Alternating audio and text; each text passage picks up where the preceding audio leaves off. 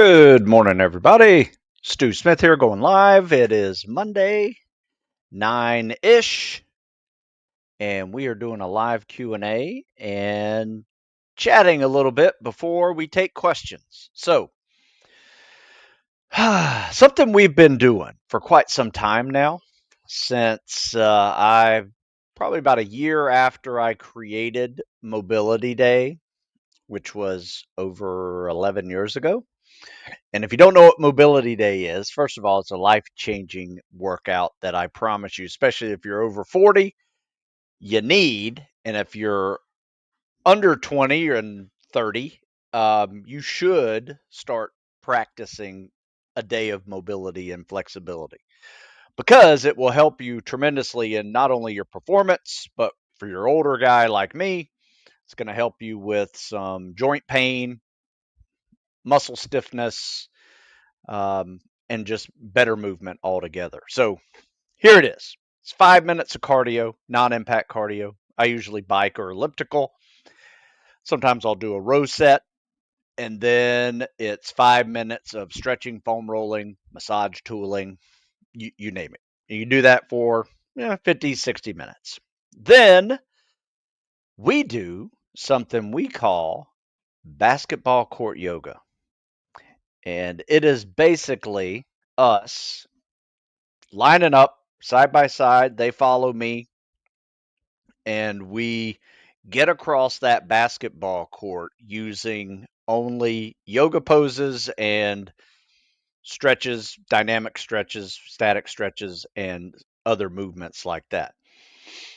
And you just inchworm your way across instead of staying in one spot doing these movements. Every movement, every stretch has a forward movement to it, and it takes like 25, 30 minutes to get across. So I just created the video version of that where I don't do this often. I don't do workouts on video with me walking people through it. So it's fairly rare that I do this. I find that exercise videos are,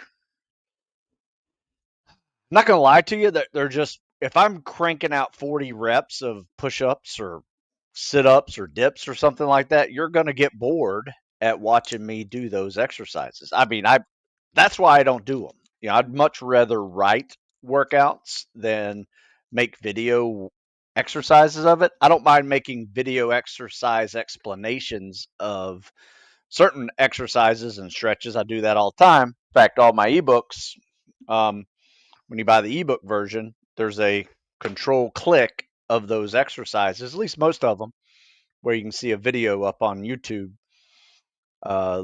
links to YouTube of a library of exercises that I like to use. But this is just something different. I thought it needed explaining. Sometimes a picture's worth 1,000 words, but a video's worth 10,000 words, very much like swimming. And it's nice. It's called Never Quit Stretching, basketball court yoga. So I think I'm going to wind up making a series of these stretching videos and mobility videos in this Never Quit Stretching series. And this one just happens to be basketball court yoga. I'll probably do one like before and after workouts, stretch series. I'll do, maybe sitting in your living room watching TV series, something like that, chilling out in your TV room doing stretches, something like that. So I'm not sure. Just depends on what seems like it's going to be a need to do. And so, yeah, it's up on Stu Smith Fitness. In fact, I wrote an article about it over here. You guys can see it. And see how to get it and see what you think. I think it's a lot of fun. And I will tell you this, for me, being 56, doing a workout, and then walking out of the gym and feeling no pain and quite limber, like bending over, put my hands flat on the floor, beyond touching my toes. that's something that I would like to keep up with for the rest of my life, because I think that is going to be something that keeps me moving um, as I get older, and we all get older. So my advice is stay mobile. And if you're a younger guy and you're saying, "Yeah, I don't need to stretch," here's where I think you need to stretch.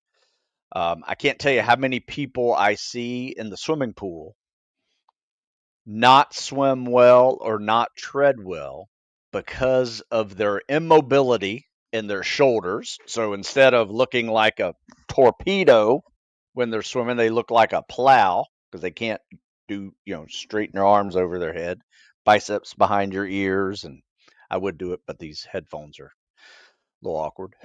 Hips, knees, and ankle mobility also need to be loose in order to get a better kick, especially if you're trying to do an egg beater kick or a breaststroke kick. A lot of people miss out on 40 to 50% of that range of motion in a power kick that is just slowing people down.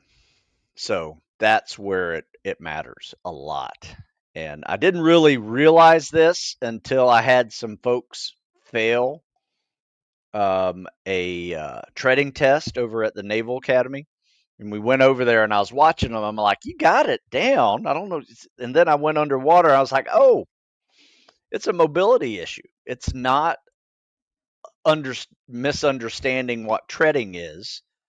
It's a mobility issue. And as soon as we cleaned up a little bit of mobility, got a little more flexible, worked on some of those joints, and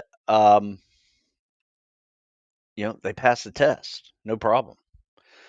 So there you go. Someone asks, Nick asks, actually, what's the best workouts to get ready for the police academy? Well, it depends. I will tell you this.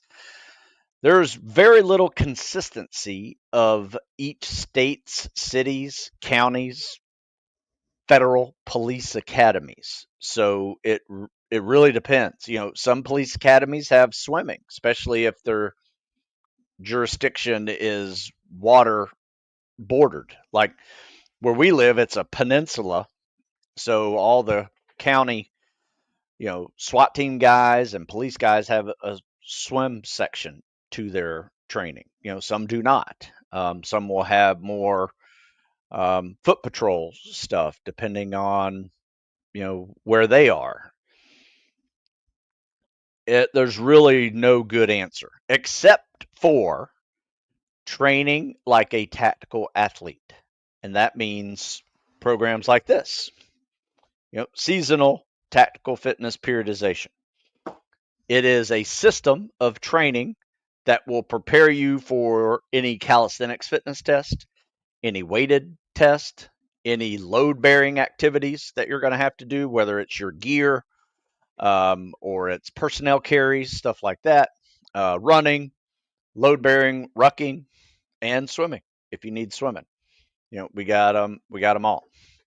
So that's where I would go. And then you may have to personalize it just a little bit to address the exact events of your fitness test to get into the academy, as well as the standards to get through that academy, as well as some of those specific events to get through that academy. That's how you got to look at it. But a police academy, it differs every state. Differs sometimes within the counties of that state. Just depends. Seth asks how to improve rucking speed for SFAS. I can run a 12-mile ruck in 3 hours. Okay, 4 hours, 4 miles an hour. Not bad. How can I do this while just walking? I've been told not to ruck run. A 15-minute mile is not your normal walk. It is more of a power walk. So my advice is this. Start power walking. And you can do this without a ruck on. It looks kind of funny, but you're just walking fast. And there's no reason why you can't do a 14-minute power walk. I mean, if you look at world record power walkers. Like there's an Olympic sport called power walking, world record mile pace. Let's see what that is. Damn, 5:30. 5:30 power walk pace. Yeah, that's the world record. So all we're asking you is to try to get it down to 10. So that is completely doable, you know, by just working on your leg speed and power walking. And then add weight to it. Now, I will say this. I personally don't like to power walk that fast. I'll power walk and try to get 13, 14-minute miles. Um, and then I like to short stride. Instead of a run, it's more of a short run stride shuffle where I can drop it down to 10-minute mile pace. So think of it that way. Instead of a running stride where you're out, full range running, cut that thing in half and just pick up the cadence a little bit. And it looks like you're running, but you're short striding and keeping your feet under you the whole time. And it's just easier on your joints when you do it that way. I personally don't like ruck running either, like looking like I'm actually full stride running. You may have to do some of that at some point, but if you can keep it to a power walk, short stride shuffle, that's where I'd go. All right, you guys keep asking some questions. Running low on questions. Oh, look like I see some questions over here. All right, how frequently would you recommend mixing in water skills into swim workouts? Every day. We do it every day.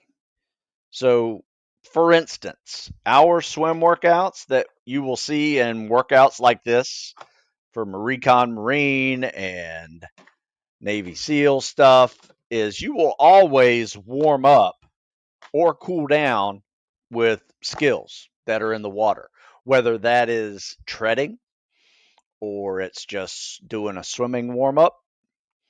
A lot of times we'll do sets of hundreds, maybe 100 freestyle hard, catch your breath with a 50 CSS, and then you catch your breath with any of the drown proofing exercises. That's bobbing. And let me tell you, after getting really winded and trying to bounce the bottom of the pool 9-foot section, really hard to do. There's nothing quite like trying to sink, exhale a little bit of air while your body is saying, I need to inhale to get you a little more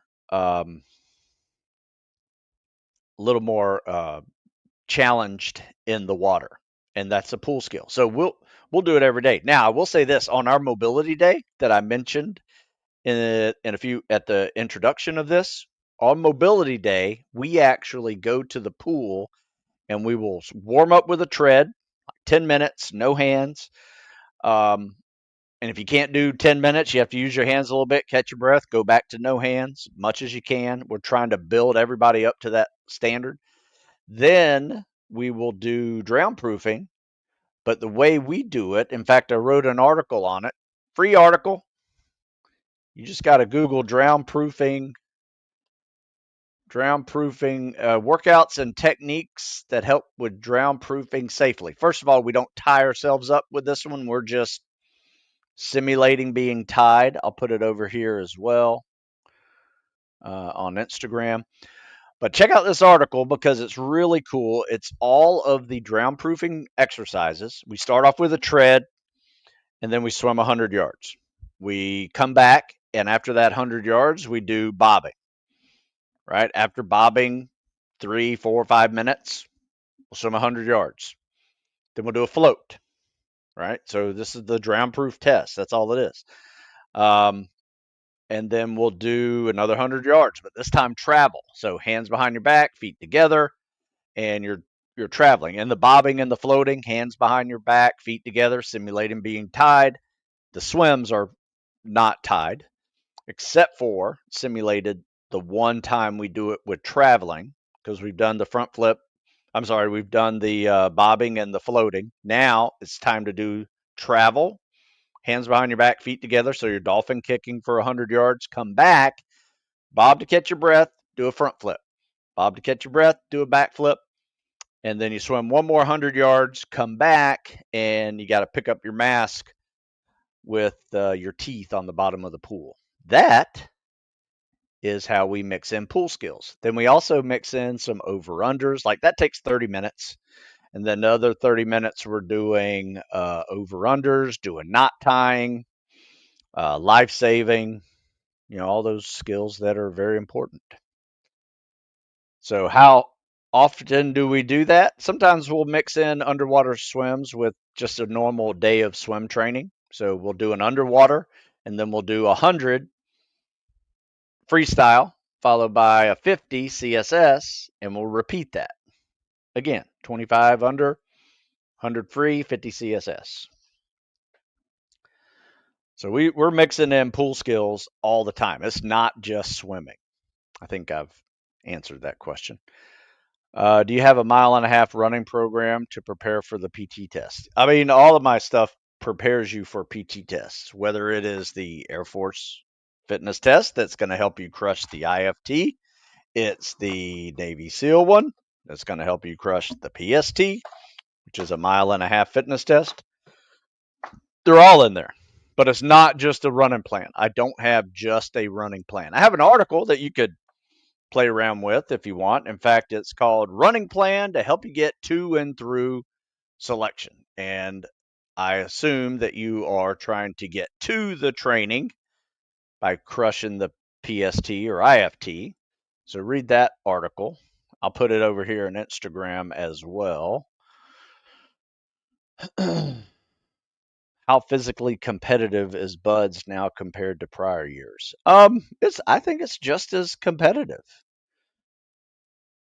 I mean, it's tough, and I'll be honest with you. Anytime you're at Buds or you're trying to get to Buds, and you hear there is an overmanning of people there, like right now, because they postponed one of the classes, they basically put 2 sets of students into one class.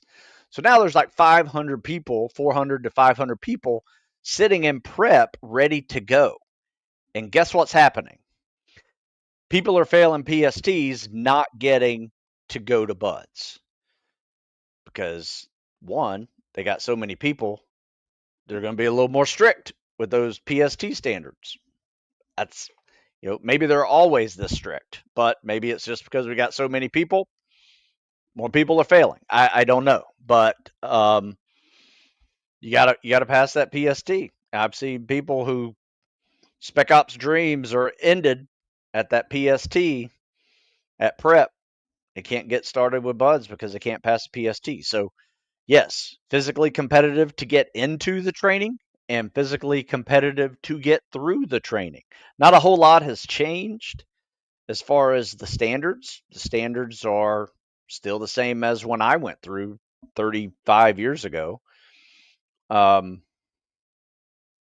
time run times are the same. 2-mile swims are the same. O courses are relatively the same. I don't think anybody's broken the record in 35 years. Maybe they've changed the O course a little bit from a few obstacles. So, yeah, it's competitive.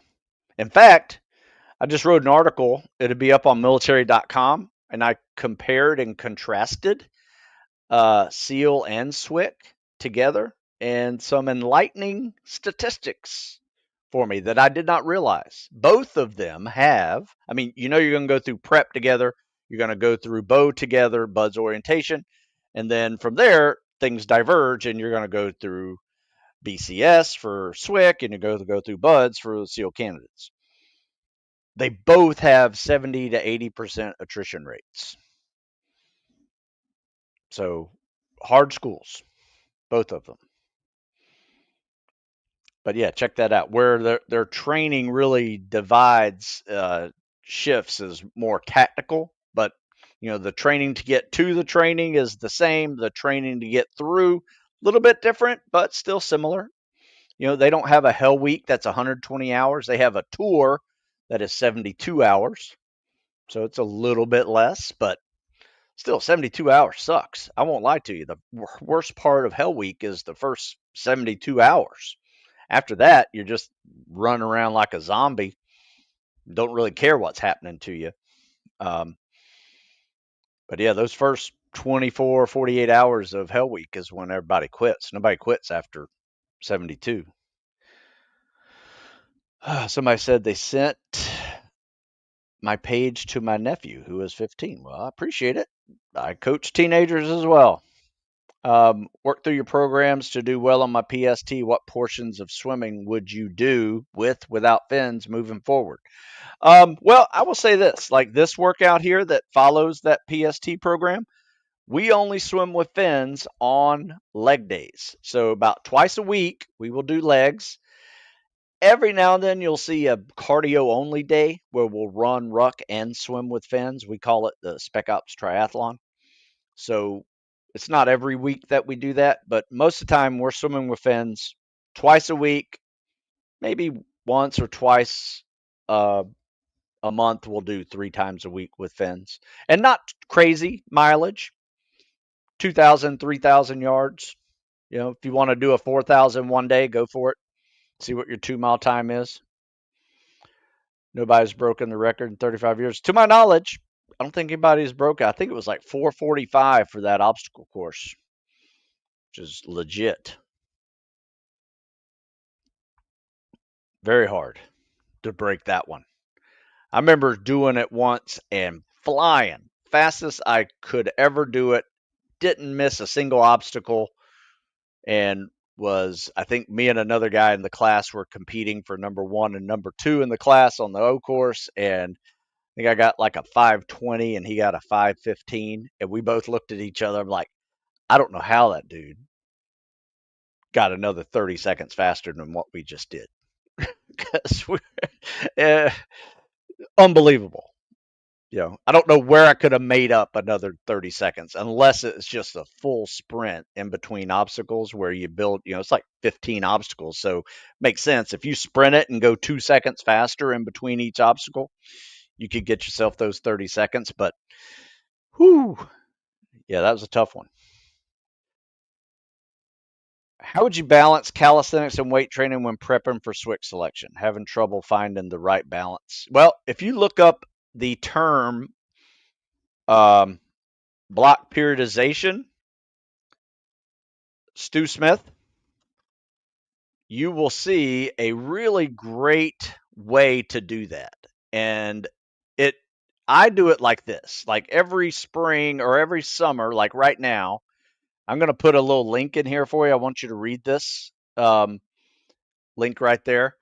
But here's how we do it. In the summer, we are focused on calisthenics and cardio. However, every 4th week, we'll drop in a weight week and deload a little bit from the cals and cardio. That helps us maintain, even improve some of those strength numbers and get a little recovery from all the reps and the miles.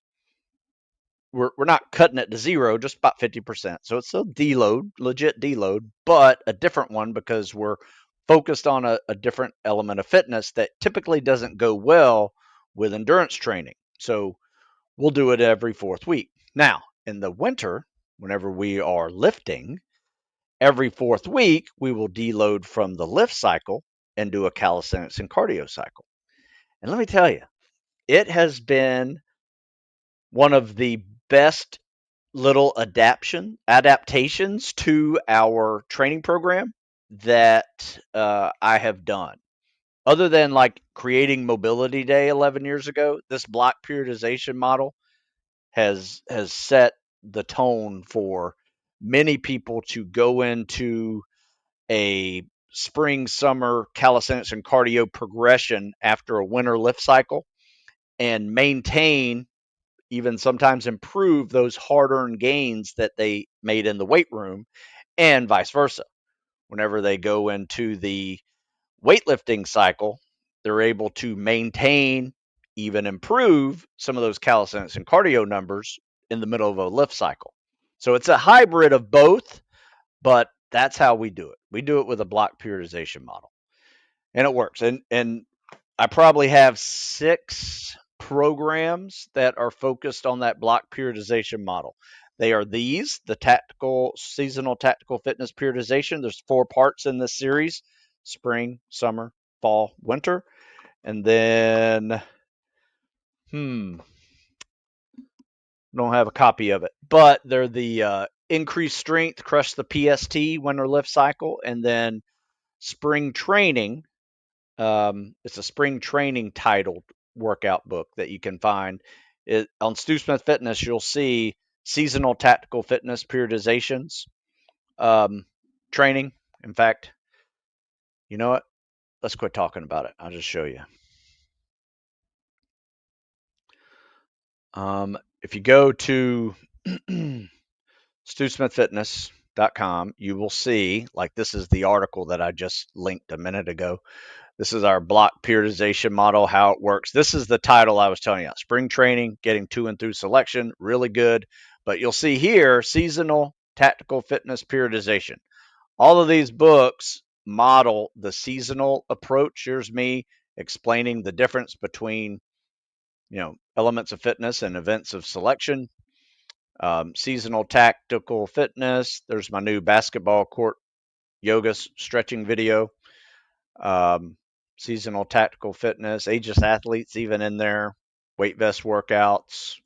These are older models of fall winter lift cycles. These I do not have block periodization in them. Not that you need to have it in there. You just need to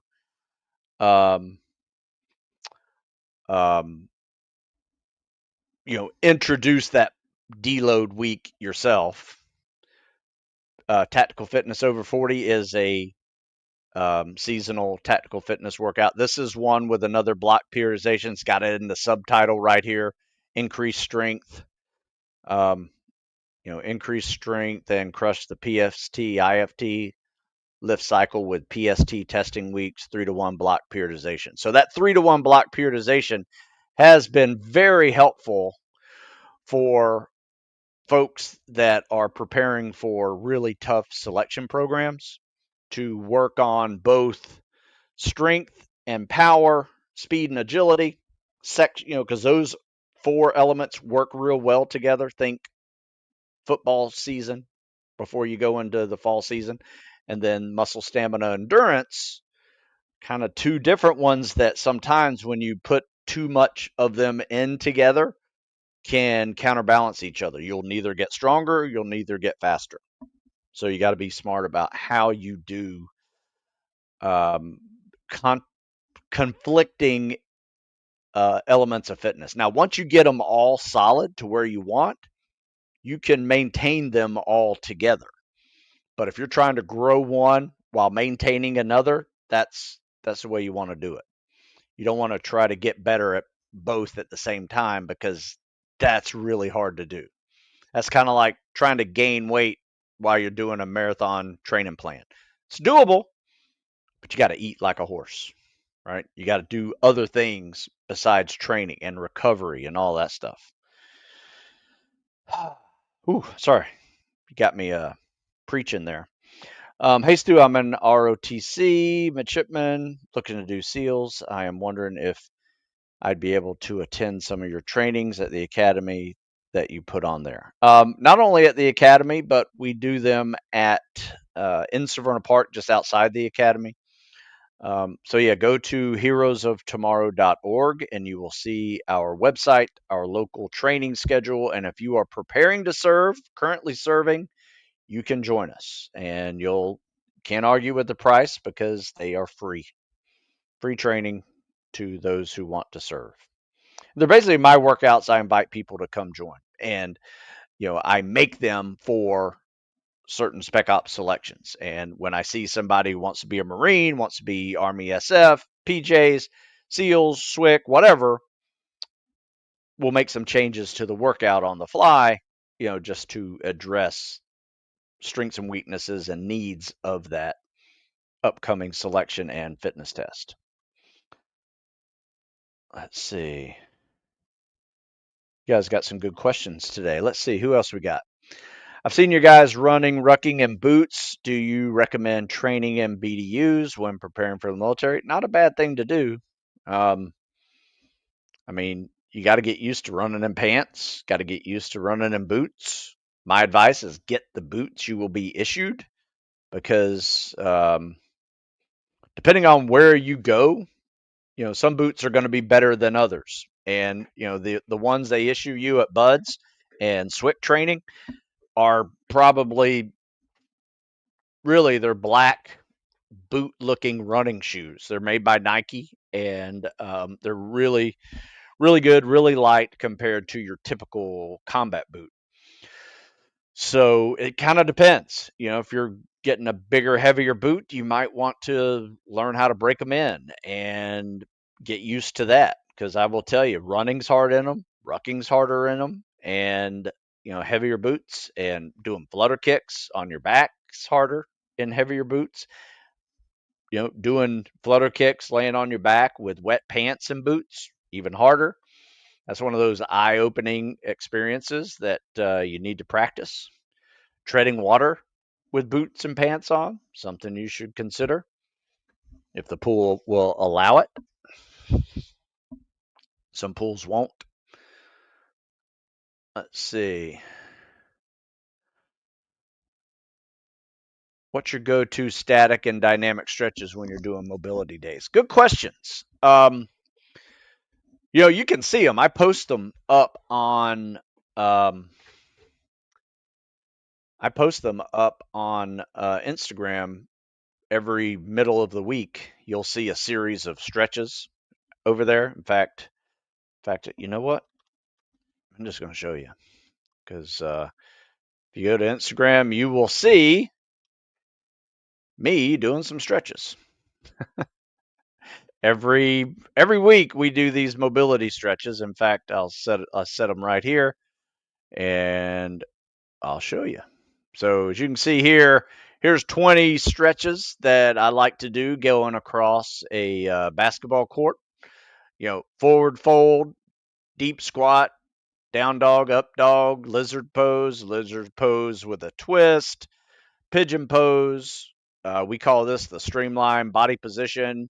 Ankle stretch pose, chest stretch. This stretches those ankles. If you're trying to get your legs and shins a little bit looser, this is a great one for that. Especially swimming with big old scuba fins. This is for your hip flexors. Get your hips off your butt. We got frog pose in here. That's a great one for water polo or egg beater kicks. Leg spread, Frankensteins, RDLs, thigh stretch, toe touch. I don't have any one stretch that's a go-to. I have probably about 20 of them. And you can see that, if you can get your ankles stretching like this, you're in the right zone for being able to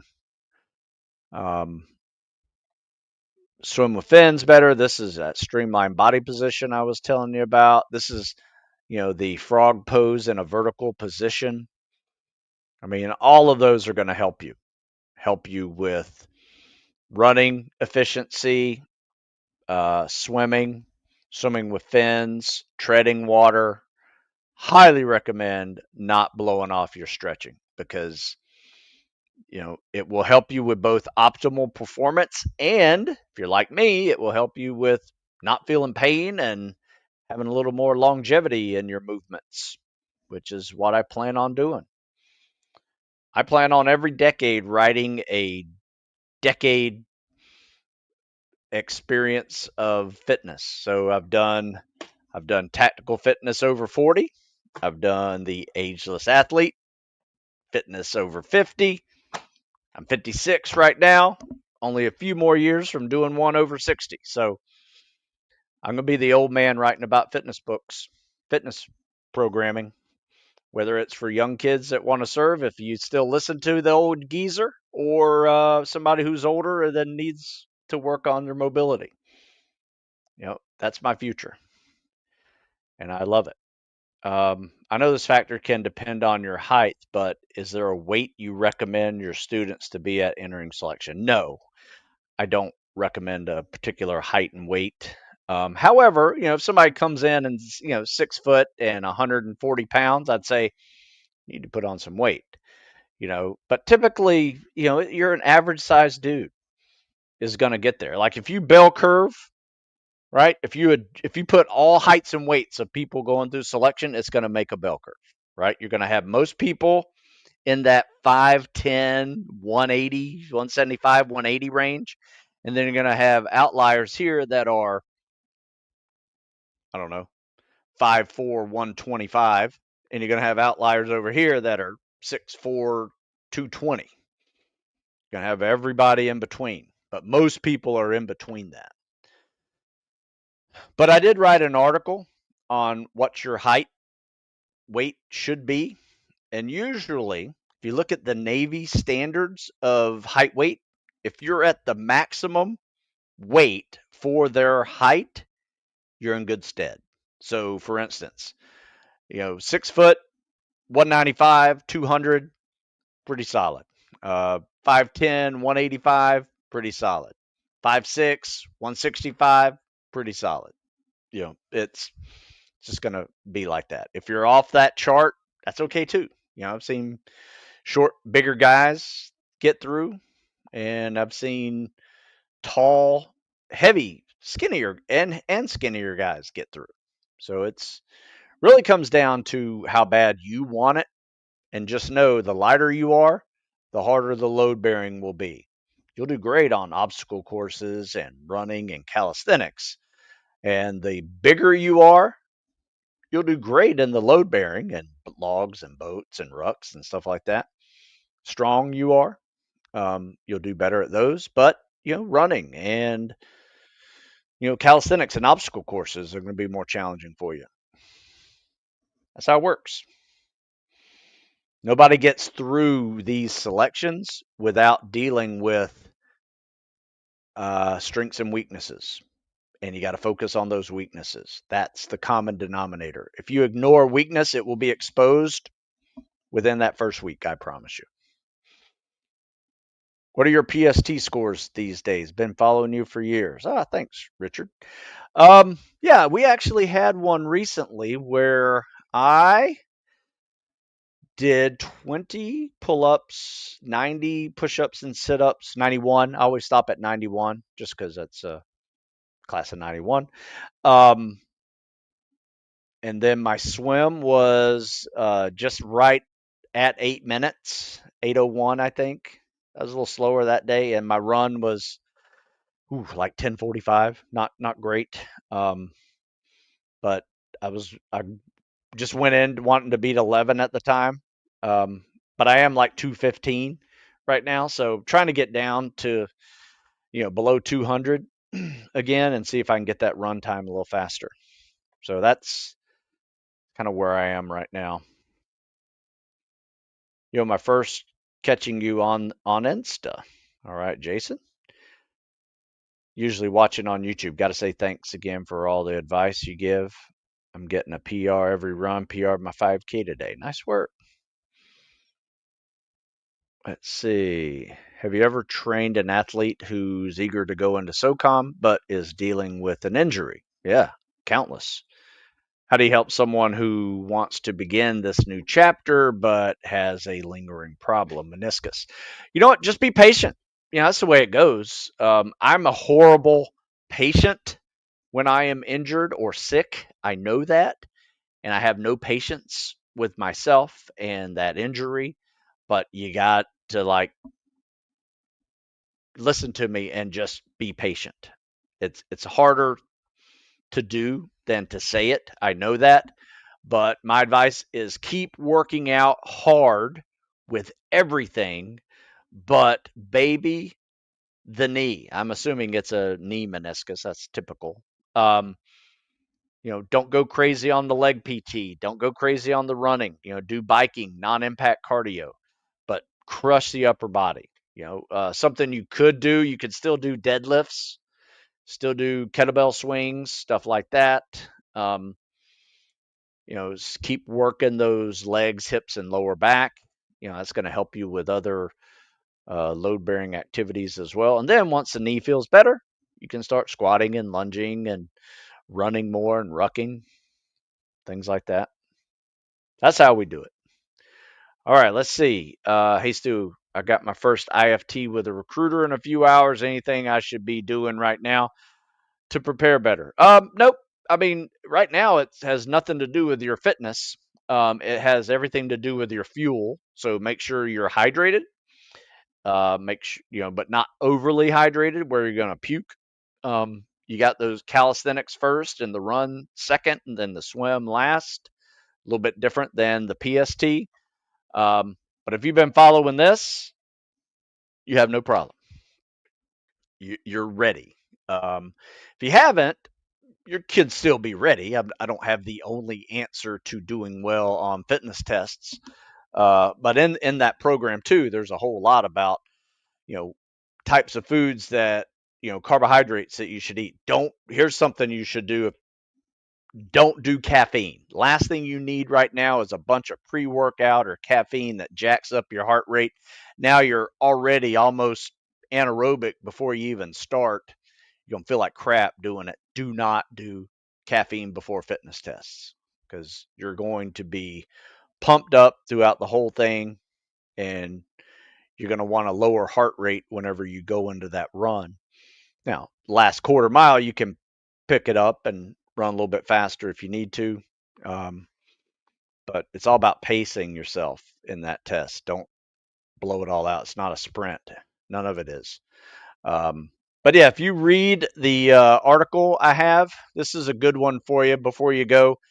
IFT Clinic, Stu Smith. Check this out.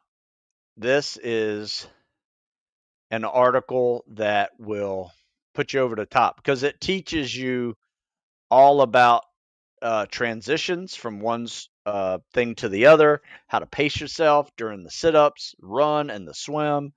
But yeah, check out. I just posted it up on YouTube. I'll post it over here on Instagram. And this is for the IFT, which is a different order of the PST. So therefore, there's a different strategy to taking that thing. I do have a PST clinic article that is also really good that will help you build a strategy around the PST.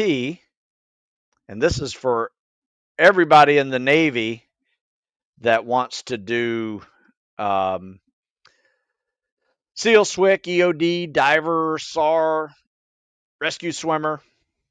All of those jobs require that level of type of training and testing. So check it out. How do I deal with sick days? I hate them. I'm horrible at sick days. Unfortunately, I listen to my body and I try to rest. Now, I will say this, a sick day from up here and above usually doesn't affect me. I might feel a little head congestion, things like that. But once it goes down into my chest and I'm coughing and any type of activity just makes me cough more, I don't work out hard at all. If anything, I might do a mobility day. That's about as hard as I'll go. But if I have a fever, I just keep my butt at home because you're just going to get other people sick. Stay in bed, eat chicken noodle soup. Still got a minor ATFL and a CFL sprain. Can't run. You ever get this type of injury? I mean, I've had ankle sprains, and I mean I've had ankle surgery. So, yeah, I would just hop on the bike. That's what I would do. But do everything else. Do everything else, and in place of running, jumping, rucking, just get on the bike and get a little bit of cardio. Swimming's probably gonna suck too because when that ankle flops while you're swimming, that's probably worse than jumping on it. In my book. But yeah, you're just gonna have to work around it. Do everything else long as it doesn't interfere with your ankle, then you're good to go. A lot of core, a lot of upper body. You can still do, you might not be able to do too much weight, but if you can, play around with some squats and deadlifts, lunges, even if it doesn't hurt. Brace it, definitely brace it before any workout so you can walk on it without limping, maybe. But I would say this: if you're limping, you probably don't want to do a whole lot of squats and lunges. Maybe work out on leg machines, leg extensions, leg curls, for a few weeks or a week till that gets done. Trying to work on my swim and run time. Currently run a 10-minute mile and a half and 11:3500. I'm also trying to work on treading because currently I'm not the best at it. Well, that's okay. I mean, everybody starts somewhere. Just work on your technique and get in swimming and running shape.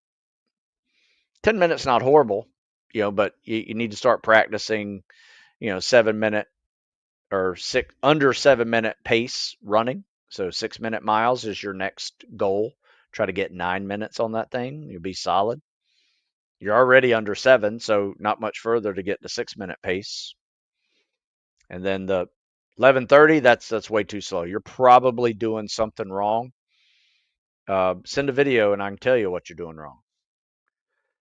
Thank you for the solid advice and patience using your training to be more well-rounded athlete. Thank you. I hope it's working for you. Let's see what else we got. Recently had the flu. Should I continue your program on a random day of the week or wait till the beginning of the week on a Monday once I'm better? It's up to you. My advice is this: when you're going into a week and it's Monday, try to start on day one of that week. That's how they're kind of set up, Monday, day one. But it's up to you. It doesn't really matter what your day one is. Day one is day one. So do what you can. Where you left off, that's okay too. But here's the way I usually do it. If I try to do a week, and usually there's 5 or 6 workouts in a week, if I miss a couple, I will just start all over again at day one the following week or whenever you do. Just get the whole week. That's the way they're kind of set up. Instead of missing a couple and start where you left off 2 days in between. You could do that if you wanted to. But the last thing you want to do is move forward to the next week having missed 3 or 4 workouts of the previous week. Just make up what you missed or start over at the beginning. Do it either way. I personally like if folks that I'm training, coaching online, and they miss 2 or 3 workouts in a week, I say, you know what, let's just repeat this week again and get this week in full. And, it doesn't count towards your next week's training program set up, with a 12-week cycle. We'll just repeat this week 6 again, and that's fine too. Let's see here. In the fall cycle, the running mileage gradually decreases, but speed increases for shorter distance, correct? Yes, that is correct. Anytime we increase distance, we're working on a pace, right? Usually a slower pace for longer runs, like a 7-minute mile, versus a faster pace for shorter timed runs, like a 6-minute mile pace. So we'll do a little more longer or slower running paces for the longer mileage weeks versus doing 35, 40 of 6-minute mile pace. That'll just beat you up. So it's a little mix of both. Seen you guys running, training in boots. Oh, yeah, I already answered that one. Is 3-to-1 block periodization applicable in winter and summer cycles or just fall, spring? No, we do it. We do it all year round. We typically, where it is best done is the winter and summer. Could it be done in fall and spring? Yes, it could be. But, the both spring and summer are transitions. Think about it. Like if we're in the winter phase, we're about to start spring. It is a progression where we're increasing running, increasing reps, right?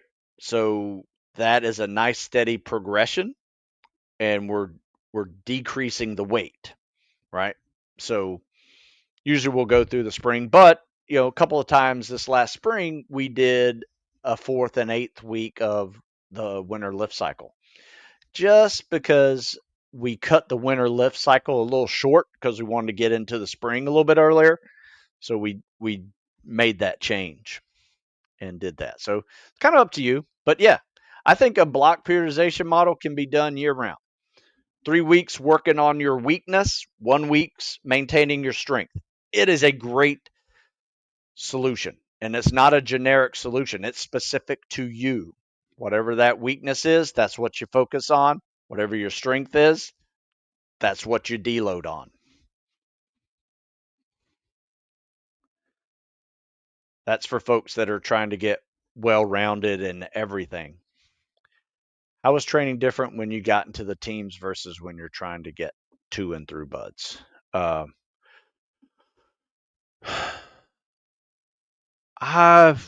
it's a lot different. I mean, the term tactical athlete didn't exist. We were just preparing for buds, which was, anytime you're preparing for a selection, it if you're looking at it, it looks crazy because you are doing all kinds of load bearing activities. You're running a lot, you're swimming a lot, lots of cardio, lots of reps, muscle stamina, a little bit of strength in there too, and it looks like it's all over the place. Now there are systems, like the systems I've been showing you. People understand what periodization is. It used to be people didn't have never heard of that word, much as like 10 years ago, people's like, what's periodization? Never heard of it. So tactical fitness has evolved quite significantly. In fact, I wrote an article about it recently. Tactical fitness evolving. Stu Smith. I wrote this on military.com. So I wrote this article about how the growth of tactical fitness has improved the military. So it is better, 100% better today than it was when I first started. Because when I first started, my high school gym was better than our team gym. Let's let that sink in for a minute. My high school fitness center that we had in Florida was better than the Navy SEAL fitness center. Just was. Now it's world class.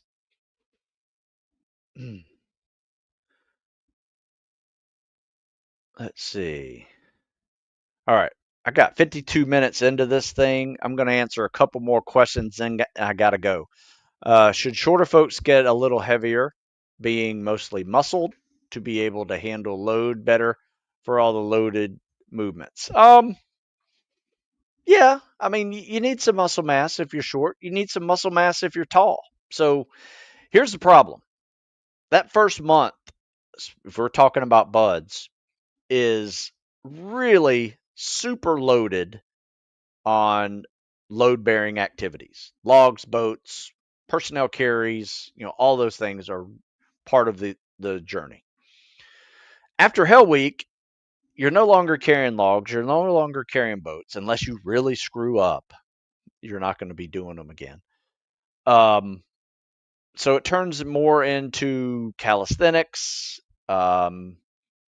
turns into running and rucking and swimming. So you're really kind of doing like the spec ops triathlon, and you're really focused on reps and miles and tactical skills, right? There's not a whole lot of load bearing going on. Third phase, you'll do some rucking, so that will matter.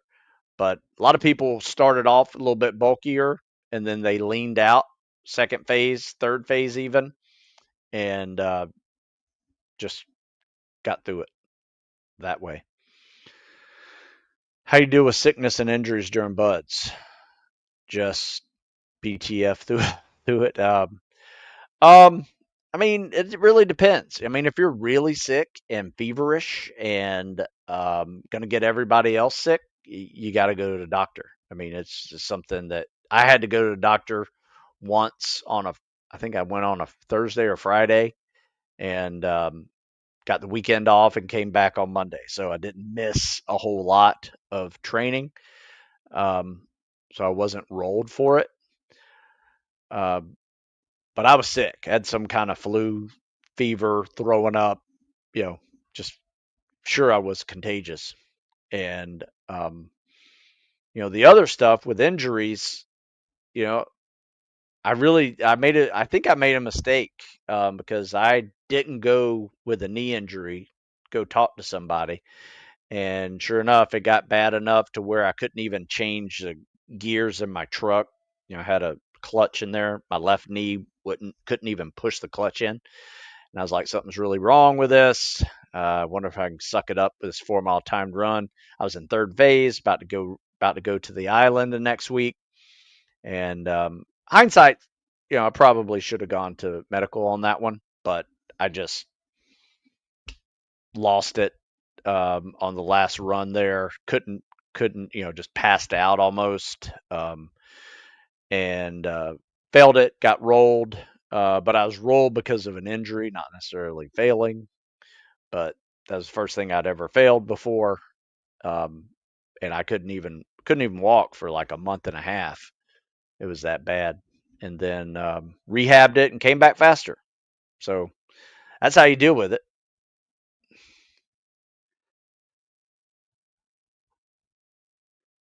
Stu, do you think a push pull leg lift split in the morning with afternoon running, biking, swimming with cows cardio is sustainable wise? Yeah, I would. Yeah, we do something kind of similar to that some weeks. However, you got to be smart about it. Whenever you do your push day, that's when you do your push ups and dips and overhead presses. Whenever you do your pull day, that's when you add pull ups and running and swimming and biking to it. Whenever you add your leg day, that's when you do your squats and lunges and calisthenics in the afternoon. So your push pull leg with your lifts also need to match up with what you're doing calisthenics with. Because if you screw that up, chances are you're doing pull ups 4 days a week, 5 days a week, and wondering why your pull ups aren't getting better. You're doing legs 3 days in a row. Don't do that. If you're going to split for real for both calisthenics and lifting, because if you're only doing like 50 push ups and 20 pull ups in a day, you can probably do that every day. But if you're doing hundreds of reps of calisthenics and push ups, 100, 150 pull ups in a workout, you need to recover from that. And you can't do that by doing pull ups the next day or push ups the next day. You might need a couple of good days.